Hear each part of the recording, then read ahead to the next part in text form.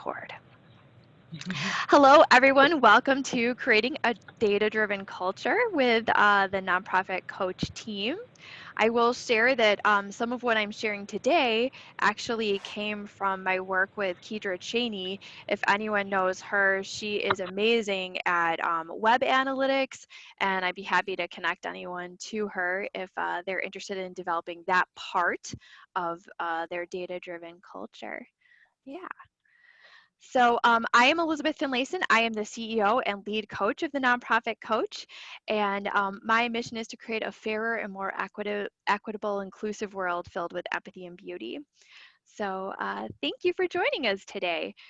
I wanted to start with a question of like, why are we doing this? Why is a data-driven culture important? For some of us, I really love data. I really like knowing and feeling sure about something. And sometimes that holds me back. But a lot of times in my career in nonprofit, I've noticed that there's a lot of gut decisions where people think something works or that's how we've always done it and that's how it happens. But I actually entered the nonprofit space really through a lot of direct mail, and that's one of the more scientific areas of fundraising and nonprofit culture.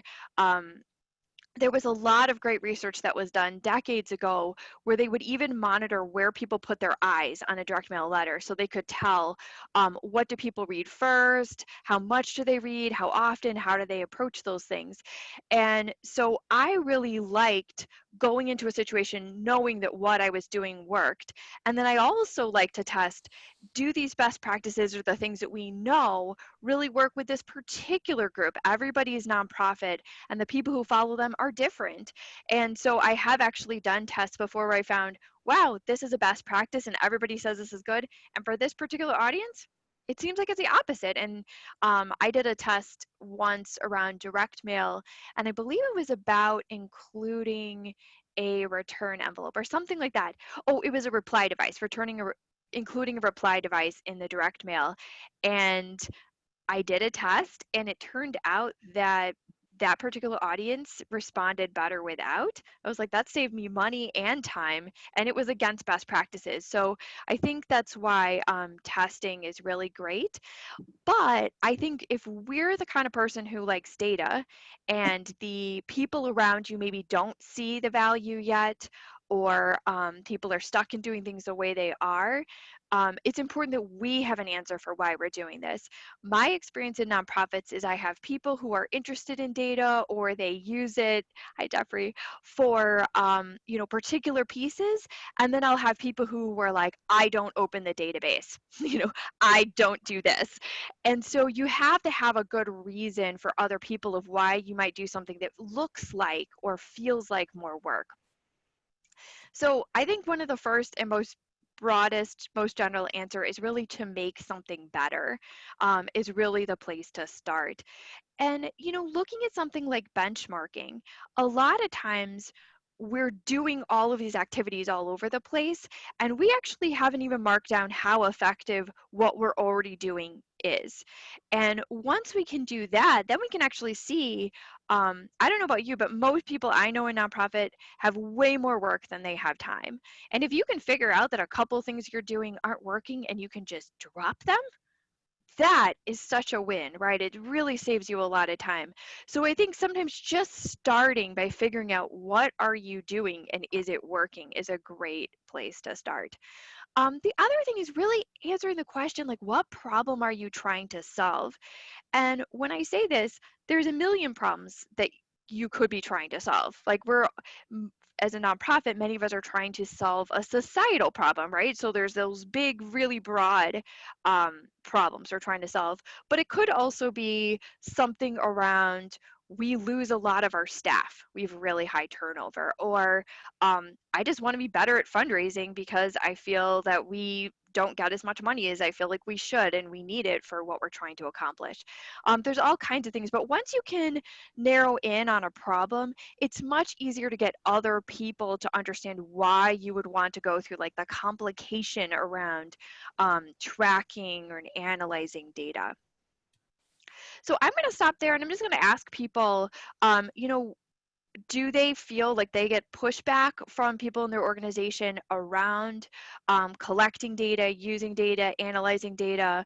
Or do you have something, what I used to call like the magic machine problem, where somebody would turn to me one day and say, how are we doing with this? And it's something we've never tracked, we've never entered, it was never asked for. So there's no way you'd know over 5 years if you've improved it because it was never a thing before. So I'm just wondering, getting a little pulse of what data looks like in their culture.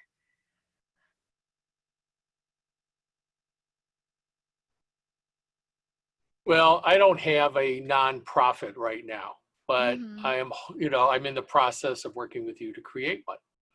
And so one of the things we've talked about is the need to start tracking stuff from the earliest events and activities that we do, just because it's a lot easier to set something up now and integrate it into the whole program and the mechanism of the business, rather than trying to recreate it later and then going back and finding historical details and data that may or may not be available. So for me, it's like if you build this in right from the beginning, you'll have at least something. Hopefully it'll be what you need in the future, but at least you'll be able to extrapolate or be able to interpret it so that when you have questions, when you have issues, you can actually come back and access it.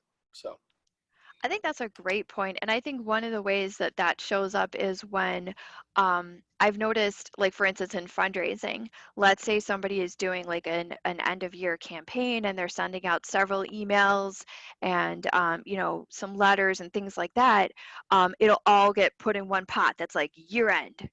And then you can't look back and say email one was effective but email two wasn't, you know. And if you don't have a way of kind of dividing out the individual activities, then you don't have a good way of figuring those things out. How about one more person? Does anyone else want to say something about how data works in their culture? We're we're a new 501c3, and we are obviously with COVID, we're having a lot of trouble with fundraising. We're trying to switch over to online, but we're all a little bit of the blind leading the blind. So we're trying to teach ourselves how this is best done. Fundraising is our biggest issue. Yeah, that makes a lot of sense. And we're going to talk about that as being like one of the great places to really start or to deepen our analytics because getting more resources allows you to do a lot of other things.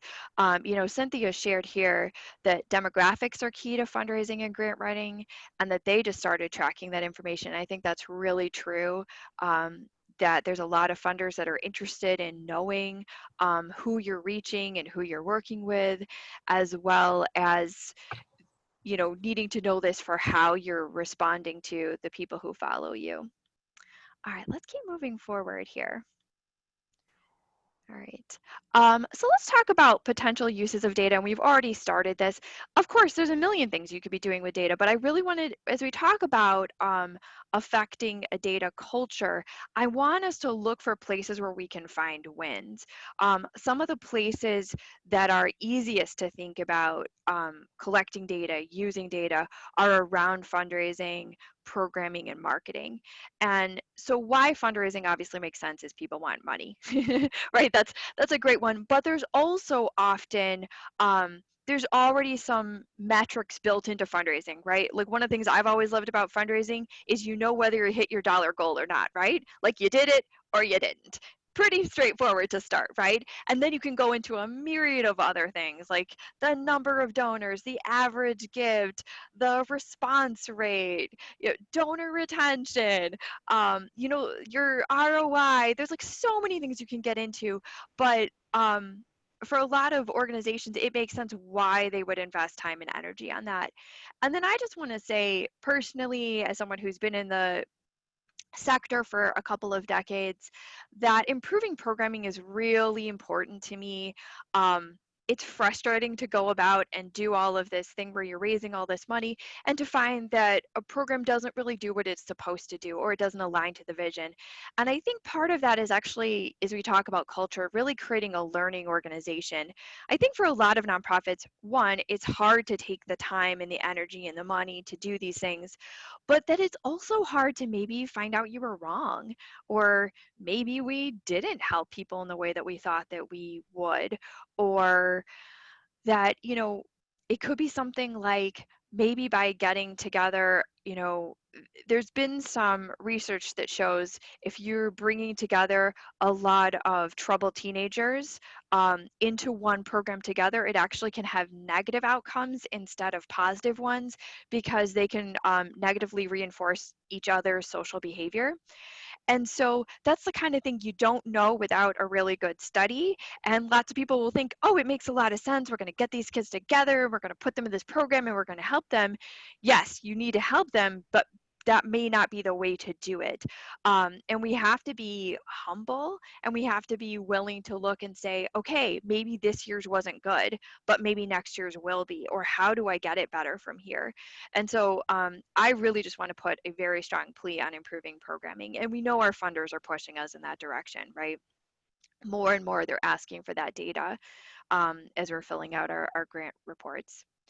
And improving marketing.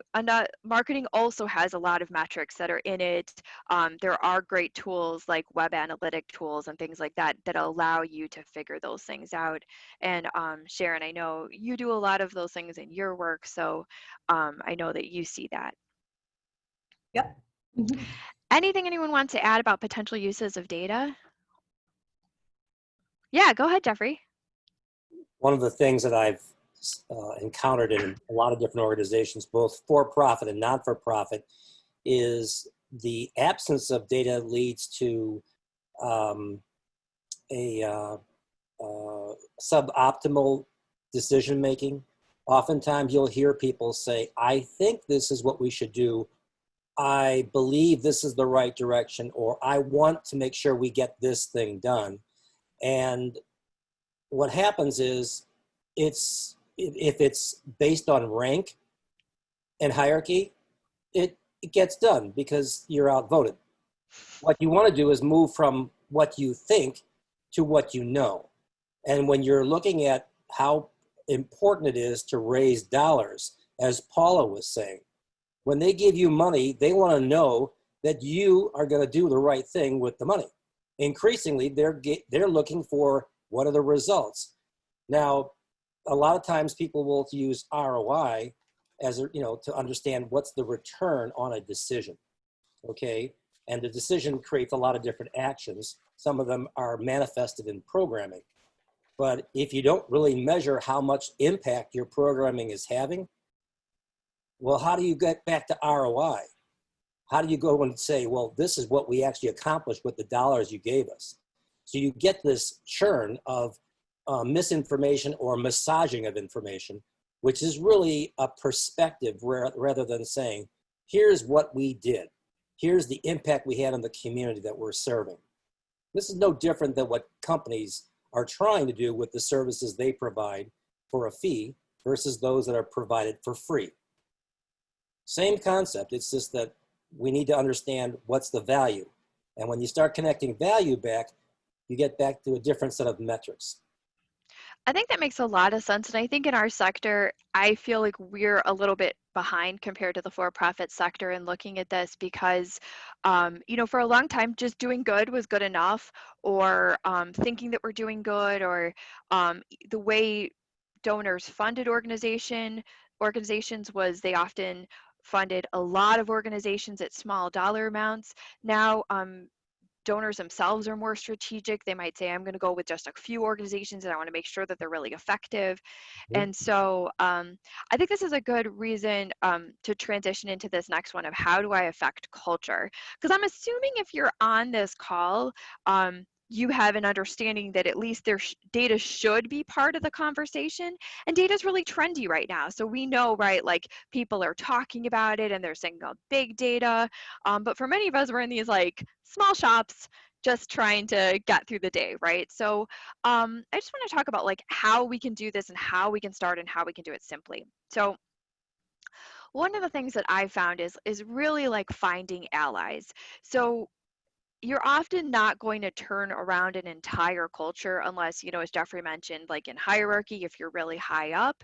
But even like a new leader coming in who wants to transform an entire culture and they're over a larger organization or a mid-sized organization, that's hard. You still have to get everybody else to agree that those are good ideas, right? You still have to get everybody excited by them and whatever.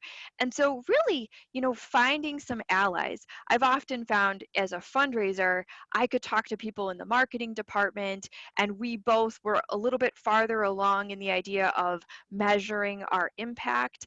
And we might say, okay, how do we work on this together? Or often, if I'm writing the grant, I know that funders are going to be coming to me and asking me how we did.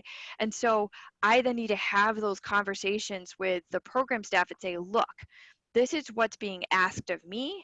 In 1 year, I have to report on this, and I need you to work with me on this to figure out how are we doing? What are we doing that works?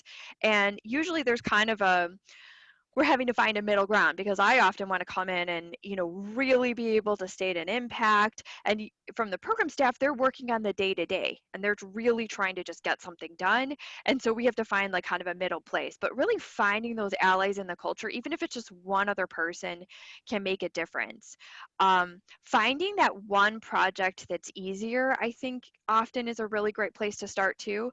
So one of those things is start with the easy wins. So something like it might be easy to get leadership to invest in something around fundraising or marketing if you've got a goal around bringing in more people to your organization or getting more people to your event.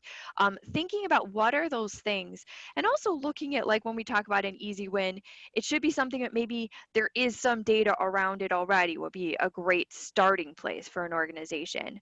I often feel like they haven't a lot of organizations haven't started with what they already have before wanting to jump on some big visionary project. You know, and Jeffrey mentions here that culture change starts with a coalition of one ally at a time. I think that is absolutely true.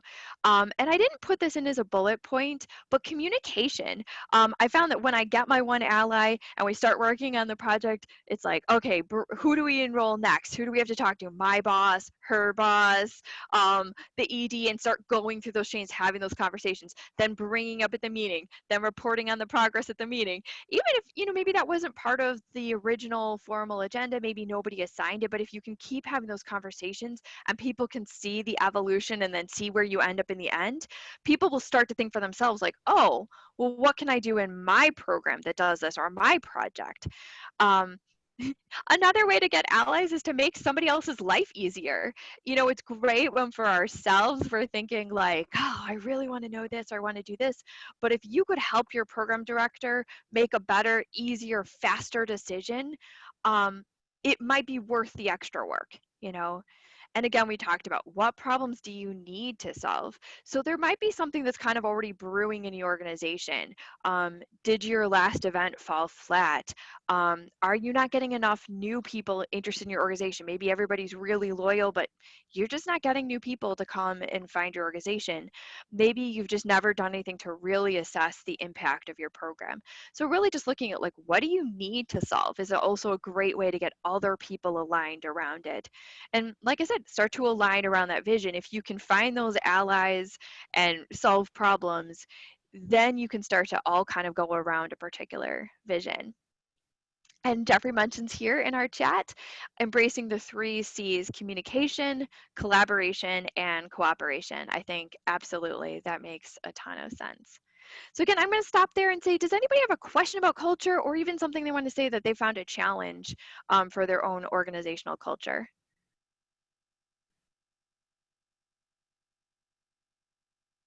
Okay. Well, I was just going to suggest one thing. Yeah. One Yeah. of the one of the things that you have, that bullet number 4, what problems do you need to solve? That's Mhm. really a key question. A lot of Mhm. times people think they know the right problem and they're not. Either they're not solving the right problem, or they are solving a symptom of the problem Yeah. and they're spending a lot of cycles and money and time, and everybody gets frustrated because it's like we're not really making progress. And I think part of this is just learning if and asking the right questions. Are we solving the right problem? And are we doing it the right way? That that isn't always obvious with programs, because programs are coming from ideas and say, we should do X.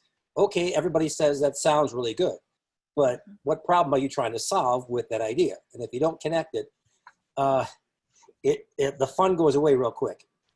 Yeah, I once worked with an organization that I was doing a strategic plan with them, and I was trying to start with like, what is our big vision? What are we trying to accomplish?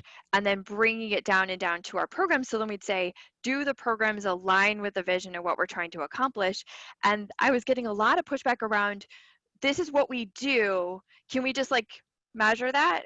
And it's like, okay, but can we just for a little bit look and see, does that program actually align with what you're trying to accomplish? Otherwise, your program might be really effective at doing something that isn't actually aligned with what you're trying to accomplish. Right. Yeah. I'm just curious if any of the listeners have had experiences where they've implemented a program and they start getting questions or concerns raised by some of the staff or even the participants, and if they use that as insight to say maybe we're not solving the right problem. It's a good question.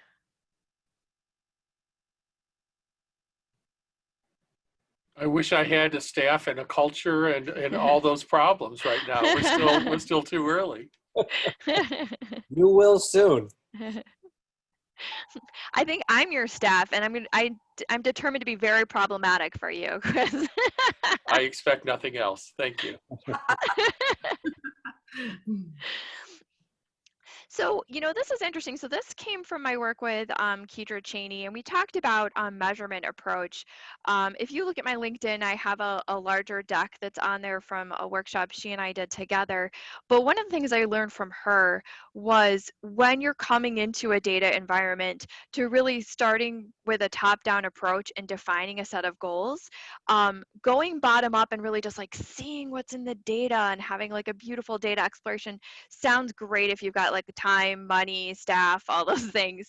But if you can start with what you're trying to solve, what you're trying to accomplish, what you need to know, again, you can get those cultural wins, and you can really focus your time and energy. And the reason I say that I got that from Kedra is I had worked on a data project for an organization, and it was a pet project, and I did a lot of it in my own time. But we were really just like looking through our database and saying, okay, we already have a pretty good understanding of how things are working in our fundraising, and we wanted to see, were there any fields in our database that were correlated with giving? And not so much like causal relationships, but just correlation, so that we could look for other people who might work. And it was a really big data project, and not something I would recommend for a small organization or people who don't like working till 9 p.m. at night. um, and this also was, from Kedra, that really beginning to align these things up. So you'd start with this idea of a goal, and then you want to get the metric that works with it, and then you want to go with the tool that goes with that. So sorry, a little background here. So, but really with this goal, if you look at the example below, um, that we have the blog that has, we want to increase the readership. That's the overall goal. So you get something really specific in the marketing activity of the blog, but increasing readership, that's pretty general, right? Like, okay, yeah. So then you've got to really get narrower to begin to measure it. So she wanted to look at, okay, does the blog visitor read an article? Okay, so let's look at that. So you're getting much, much more specific here. And the metric then she wanted to use was the average time on the website. That was the one that made sense for that particular example.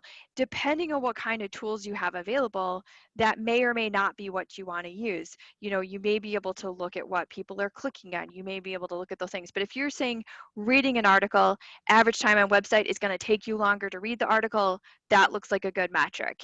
And then your tool in this case would be your web analytics tool. And this is like just a really simple way to go in and break something down into tiny pieces. So, we started really big and broad, but eventually you're going to need to get narrower when you start looking at data or measurement. So I'm going to stop there and say, like, does anybody have any questions about that or those steps? No? Okay. All right. Where do I get my data? So organizations are usually at different levels of sophistication around data. So some organizations like that I've been in contact with recently, have 6 people on their data measurement team, and is that going to be enough for their multi-year project? But a lot of organizations just have their existing staff who do the fundraising or do the marketing, or maybe they don't even have a staff member who does that, and they've got to fit this in around all the other work they do, including returning donor emails and getting their acknowledgments out really quick. So what I like to say is just like, let's start with what we have. We have, hopefully you have a database. If you don't have a database, hopefully you have a spreadsheet, a Word document, but some place where you are collecting data.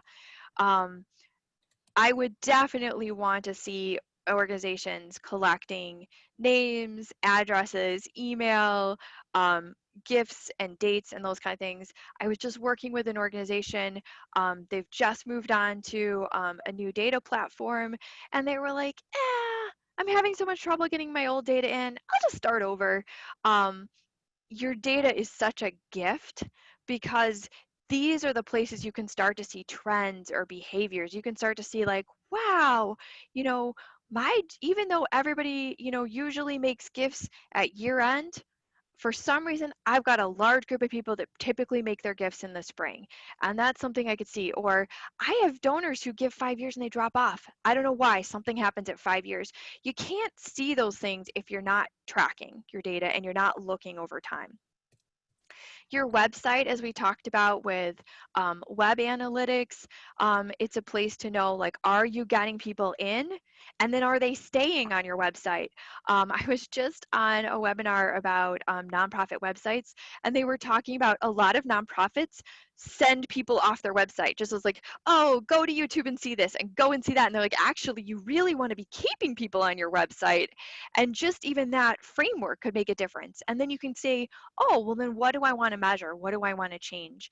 The people you serve is a place of data, and particularly if we're looking at program in, people are starting to refer to them as the data owners. The people who are generating the data are the data owners. And then so we have to treat that with that level of respect, getting their permission and having them be part of the solutions that we are creating for people. And then I know lots of nonprofits that have piles of paper hanging around, old surveys and meeting notes and spreadsheets. Those are great places for data. A lot of times I've worked with organizations where they did the survey and then they didn't analyze it, or they've got meeting notes on with donors and they've never looked at what are the common things that are coming up. These are great places to start, and you can manually go through and do some analysis and say, wow, I'm seeing this over and over again. Or, yes, there are great technical tools, but, we can also just do things ourselves. I also want to just say, lots of people have already done research. So there's academic journals and universities and other organizations, and partnerships can be really helpful. If you're working to help people to, let's say, recover from drug addiction and somebody else is too, wouldn't it be great if you knew what they knew and they knew what you knew and we could all be better at it? So we don't always have to start fresh with our own data and our own things that somebody else might have already done a great study, and we can just do what they did and then we can test if it worked for our people. And then obviously you can create new places, like you can create new surveys or do donor or client interviews. All right, so I'm going to move us forward to the next slide because I want to make sure that we have time to do a little bit of exercise. So now we've talked about all these places you could be getting data.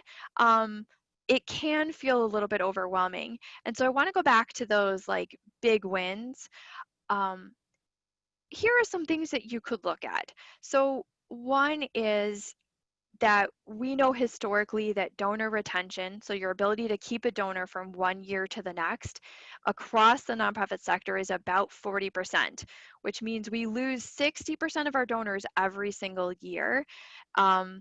I think this is a great place to focus your energy because it's really expensive to all the activities we do about getting new donors. We need to get new donors. We need to do an event. We need to track our website. We need to do this.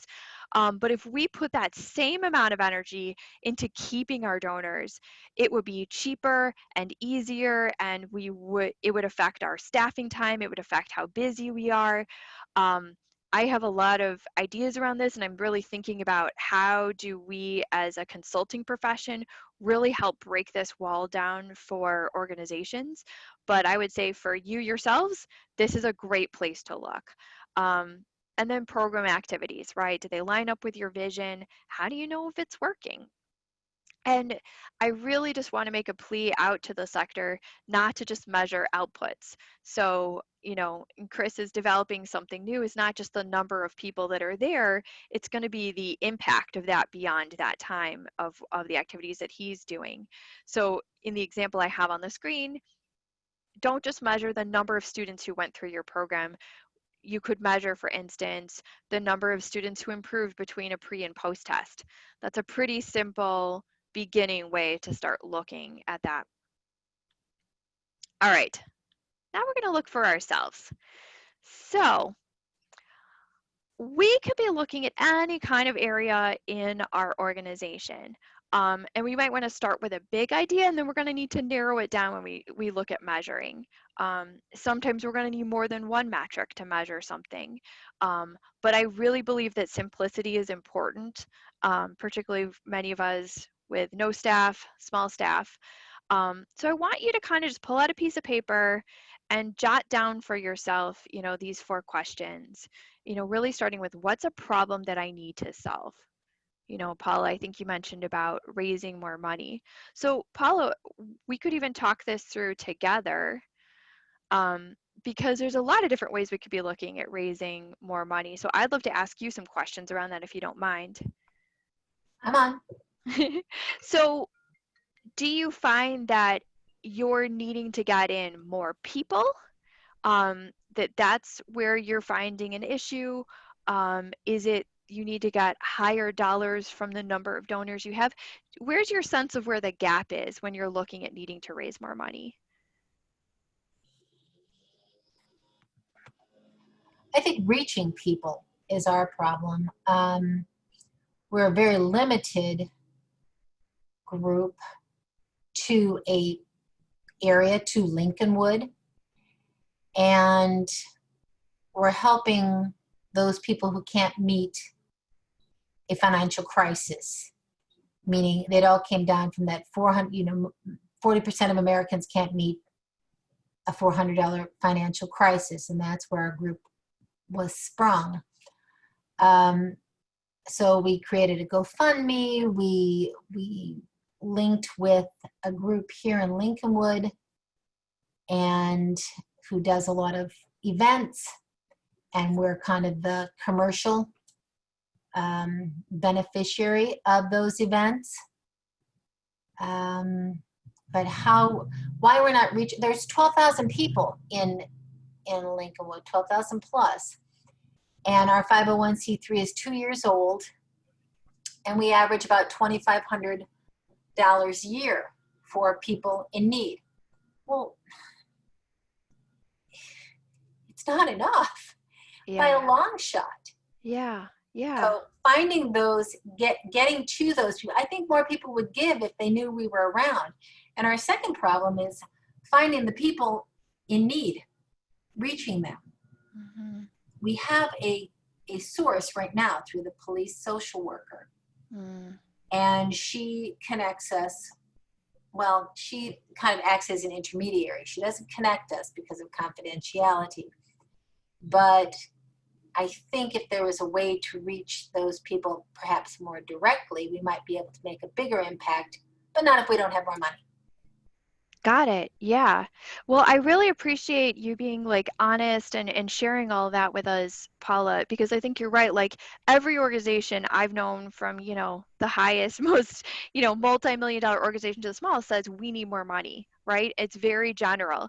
And I think you're just really able to get very specific here and say, we actually need more people. So, and so looking at, okay, if we need more people who are donating, where is that going to come from? Okay, we're going to need more people to actually know we're here. How long has your organization been in existence, Paula? 2 years.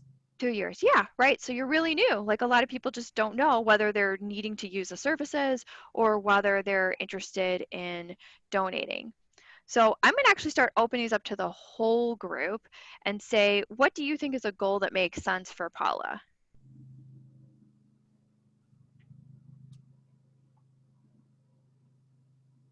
Anybody? I mean, it really seems, again, I'm brand new to this, so maybe this is not answering the question. But it really seems like developing a broad base of allies for the business that could then be reaching out to their connections for sponsorship, for donations, for fundraising, for events, for whatever it takes. But really expanding the footprint of the enterprise, the nonprofit, to reach out to other people. That makes a lot of sense. So that sounds like a good way of doing it. Does anyone else have ideas of goals for Paula? Paula, hi. This is Cynthia. One of the things I think I'm hearing is visibility, and that really has to come from internally, whether you are out hitting the streets and meeting people through, as you mentioned, the police opportunity there, food banks, to let them know that you exist. And now there is that fear that, yes, but we don't have enough money to really help anybody yet. But it is the chicken and egg. Nobody knows that you exist. And if you were involved in your local chamber or perhaps some women's groups, to start getting your messaging out and really be perfected with that messaging so that you sound legitimate and they can embrace your organization. And those are two things that actually have to work, I believe, hand in hand. And I've gone through that with our organization. Even though we are 20 years old, there is always that need to continually let people know that you exist, and also not only from a funding perspective, but also people that can use your services. I think that's a great point. And what I kind of hear is some overall goal, like that you need to increase visibility, let's say you could put a number around it. Like we want to reach this many people over a course of a year. I imagine when you start to break that down, there would actually be a few different actions in there with a few different metrics. So there might be something around the number of events that people associated with your organization are attending.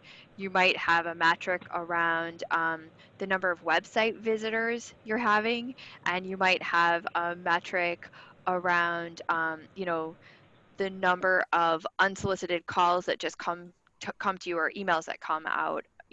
Those are maybe a couple of different ways of saying, like, okay, are our outreach efforts working if we're getting people to us from these multiple things? Yeah, anyone else want to jump in on goals and metrics for Paula? Well, one thing Paula might want to do is maybe consider some of the, maybe a few key metrics that are going to be impactful for people to urge them to donate. There are a lot of people that are aware of problems with people that don't have the money, but I think that glomming on to maybe 2 or 3 metrics that people will respond to, and then locking in on those in your messaging. And then also from the standpoint of alliances, it isn't always necessarily organizations. You can also appeal to a lot of high school students and others that are basically kind of like a grassroots effort, where they may know people or they may be interested. A lot of young people are at this point willing to engage in many ways that would surprise you. And just looking at the army of people that might be available to assist might be another way of reaching out. And they may be looking for outlets to get engaged as well. So that's something to think about. I think also, what I heard from Chris's idea is if you were counting out the number of people that are really reaching out on your behalf, and leveraging them to go farther. So, there's kind of if it's 10 people and each of them reach 10 people, that's 100 people. That's another thing that I heard from what Chris said, maybe incorrectly, and it's measurable. Pyramid. Exactly. pyramid scheme. Anyone have anything else they want to share with Paula or ideas there?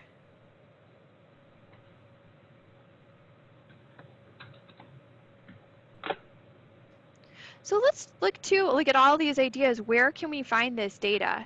I think we've talked about websites. I think we've talked about there's things you can track yourself, like have we attended a certain number of events, like Cynthia said, of getting out in the community. You can also be tracking, as a call comes in, okay, and like ideally you could be putting that in a database. You could also do it on the back of an envelope if you needed to, right? I like to start with what we have and what we can do and move from there. If we go from envelope to spreadsheet and spreadsheet to free database and free database to paid database, like I think that's perfectly fine, right? It's like do what you can do, then do the next thing that you can do. Those are the places that I'm hearing for getting data. Did anyone hear something else that I missed? How about anyone else? What are other people looking at problems they need to solve?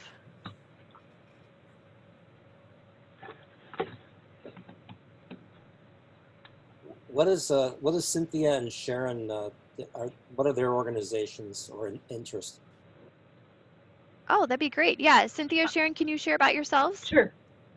Of course, happy to share that. Thank you, Jeffrey. Help and Healing Home is a small nonprofit. We're located on Mayo's hospital campus. We are not associated with Mayo from a financial perspective, but we do have a great working relationship with them. We provide housing, very affordable housing, or lodging is the better word, for transplant and cancer patients. And the average stay with us is 5 weeks. And the patient and caregiver stay in very much of it's called a guest casita, but their private space looks a lot like a hotel room with a private bathroom and bedroom. And they pay $45 per night. So our income is from that room generating revenue, as well as actual fundraising, which we do primarily through larger donor gifts, foundation gifts, and events bring in a good share of our other piece of that income. Cynthia, do those housing arrangements, are those properties that you own, or are those properties that you coordinate and lease out or rent? Yeah, that's a great question. The guest casitas are built by very generous Mayo donors. So the buildings are owned by Mayo. If you think of it as a condo, we own basically paint to paint. That is our operation. Our job is to fill those rooms and accommodate people that need that sort of housing. And we do it well. We typically run at about 96% occupancy. So actually we are looking forward to the opportunity to build 3 more casitas, and those are pretty much on the books through some estate planning. So at the appropriate time in that person's estate, if you will, then we will be able to build those other 3, and I think we can fill that capacity. However, interesting as that sounds, we still have an issue with visibility. More people, I believe, would support us. My goodness, we are very much supporting the cancer community. Transplant is probably not so near and dear to people's hearts, but it is critical. And but cancer, of course, is always a big draw for folks. So we still need to have a high visibility, and we need to grow that visibility. We are working on building now our recurring donors. So you mentioned high school students, but let's just talk about perhaps some of the younger generations. They will willingly donate a small amount of money every month. That's very much who they are, that opportunity to give back. And so to tap into that demographic is something that we're looking at, and we do that also through the patients and caregivers that have stayed with us. Yeah, when I was talking about the engagement of students, I was actually thinking that they would go and be your arms and hands to go out to the community to obtain monies from other donors as a way to extend your reach. And that can be used for any organization. Perfect. Rather than actually Sure, tapping sure. them because they don't have a lot of money, let's face it. Of course. Well, and I'm curious to know how that has worked in organizations that you've worked with, Jeffrey. Has that been successful? So it depends on the initiative. Everything is, everything comes back to communication, like Elizabeth was saying. If it's something that people are, if you can attach emotion to it, you can get passionate engagement. That's the key. And Yes. if it's something people don't care about, it won't matter. If you talk about like, okay, something for adults and those in need, it's one thing. If you say, hey, I've got children that have a disease that need help, I mean, the money just pours in from every circle. Children's hospitals are typically the most profitable hospitals of all of them. So that's one method you can go after. Believe it or not, anything to do with pets is another one of those that just money just pours in because it's one of those emotional bonds. So the key to understand how to create those emotional bonds and then to foster the engagement. I'm sorry, Jeffrey, Right. you cut out for me. The second thing that people are generous with was tests. Pets, Pets. like Oh, animals. yes, yes. Of course. Yes, yes, indeed. I So, think one yeah. thing that's good that you have access to, Cynthia, is that on the Network for Good platform has the peer-to-peer giving Yes. portal, which is really helpful. We know that, like, for instance, on Facebook, peer-to-peer fundraising is now 3% of all online giving, which, 3% maybe doesn't sound like a lot, but that is a lot. That's a lot, and it's growing. Yes. And I think that I've typically found through even direct mail for years and years and years, that peer-to-peer fundraising model just being so much more effective than anything else, even people who have a strong relationship with the organization, that those relationships are really crucial for growing. I wanted to also offer Yes. And a suggestion. I'm sorry, go ahead, Cynthia. no, that's okay. I was agreeing, and but I would love to hear what you have to say. So one of the things that might be interesting to pursue, which I haven't seen yet, if you notice that when you go to Amazon and in some other organizations where you have transactional engagement, there's always the opportunity to like a dollar or a few cents towards your purchase would go towards some good purpose, which is always interesting. What might be interesting is if you were to tap into, let's say, the gaming market and say that, well, if you reach a certain goal, maybe a certain portion of the proceeds or advertisement and revenues go towards a charity of your choosing. And so you can turn the gamification into a transactional enrichment for not-for-profits. Actually, it's interesting you bring that up because there are now game platforms specifically for charity events, and people who really like, playing for hours at a time, they'll have fundraising boards on there, and if you donate at a certain time, maybe the player levels up or things like that. So that's actually becoming a trend. I think for those of us who are particularly speaking about reaching younger donors, I think that could be really exciting. Very interesting. I had not thought of that particular avenue. Thank you. So I think, Jeffrey, you also asked about Sharon and her background. Sharon, I don't know if you're there. I am here. Yep. Hey. And it's been great listening to everyone. I'm kind of the outlier here, I would say, although I have worked in nonprofit in the past with, on a freelance basis with a number of organizations. And early in my career was actually on a staff member at the Chicago Symphony. But currently, I kind of feel like I straddle the line a little bit. I do have full-time employment with a for-profit engineering firm.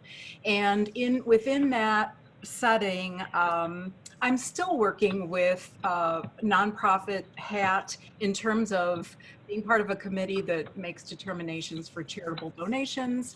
And also, when I compare this particular position that I'm in to my past work with nonprofits, I often have a lot of parallels in terms of behavior of people that I work with on a daily basis to develop programs and move the organization forward.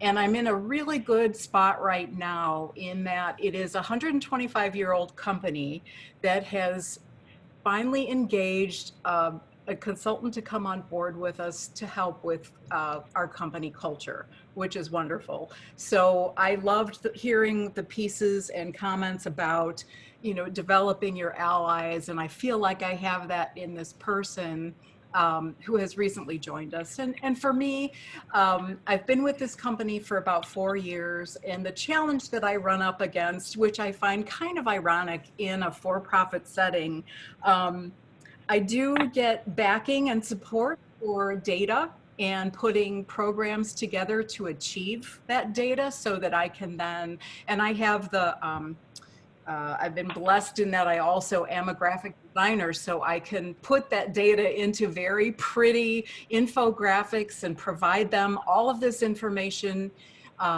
in terms of what I think is for the layperson.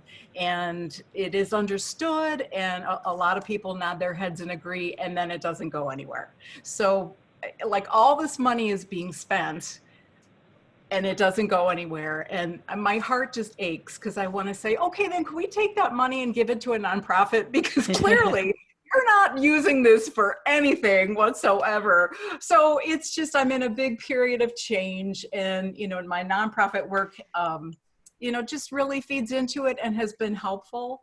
And then also Elizabeth and I work together on a number of projects on the side in the nonprofit or religious sector. And so all of this is good for me to hear. And I've really appreciated hearing about all of your individual efforts and programs. Thanks for sharing that, Sharon. I think that is a really common problem when people start things and they think it through. What is that? The plan on the shelf problem, right? Like everyone's done this giant strategic plan. I think that's also why there's, a move now to look at things like the one metric that matters, where you can say, yes, maybe we have all these things, but what's the one thing we're trying to do? Like organizations that are focused on safety or things like that have transformed culture. That sometimes simplicity, I think, is a way to get something more into a culture after we've done these giant plans. And I think too that, so simplicity around metrics, and I think also boiling it down to one page that you put up on the wall, right? Or that one compelling dashboard. And I think sometimes it's really when we're trying to get it into the culture is where we get stuck. We're like, oh, well, we all agreed and we all had this great plan. And then what happened is like, well, habits took over, right? And so we need some way of keeping that intentionality into the day-to-day, whether it's a monthly meeting and we check back in on that.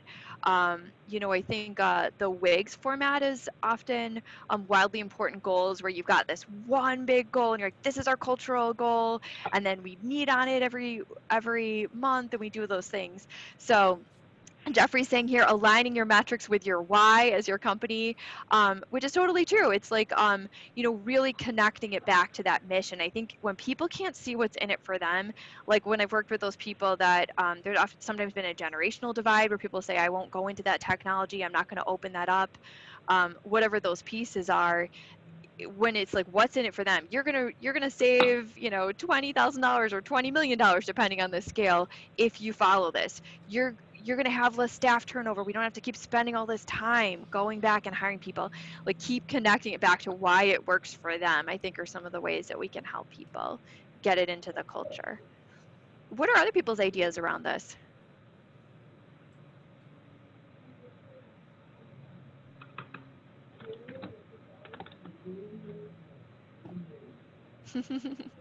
All right. Yeah, I'm just wondering because I think what I've really seen is the cultures that don't stop at the plan are the ones that are able to do it, and taking that on for the next couple of years and having it visible, having it someplace where people can look at and they're checked on. And I think the other reason sometimes when plans fail is when I see like the big vision and the metrics and all those things kind of contradict with what people feel like they're really getting measured on. So if I know I have to do a certain number of things and I have to change something, but maybe my lead donor who's best friends with the executive director isn't going to like it and I'm going to hear about it, you can bet that I'm probably not going to have a lot of behavioral change because I feel like the real measurement is this particular donor going to be angry and is my executive director going to be angry? Now, maybe that is actually the right measurement. Maybe we just all need to be honest. Like, that's really super important. We cannot lose that. But then how do we build a plan around that? I think sometimes when there's that misalignment between like what we're trying to do and what we're really trying to do, which is like not get people mad or don't get fired or leave at 5 o'clock. If that's our real objective, it's going to be a hard time sometimes like connecting those in. So we just have a couple of minutes left, and I just like to, have us go around and have people name like one thing that they learned from today that they are going to bring into their organizational culture. And their organizational culture could be themselves and their own use of data. If you're a culture of one. You, my response is you. I'm bringing you into my organization. Thank you, Chris. And I will say, as for taking plans and ideas and turning it into weekly and daily activities, Chris is actually the person I rely on for that because I know that every week I have to tell him what I accomplished. And I'm like, shoot, I have to get that done. And it's not enough to say I just did all these things. It has to be related to my big goals. So, yeah, that's one way to keep that going is to have an accountability partner. All right, Jeffrey, what's something that you took away from today? Actually, I took away a number of ideas of ways to help some of the other organizations that I heard about today, from Paula to Cynthia to even Sharon. So those are things that you and I can talk about as ways to collaborate and maybe perhaps help them out. Absolutely. And if anybody who was named there is intrigued by anything Jeffrey said, I'm happy to connect you guys to have some offline conversation. How about you, Paula? What did you get from today? Pages, pages and pages. Yay! The idea of finding allies and moving through one donor at a time. I think I'm trying to eat the whole elephant instead of one bite at a time.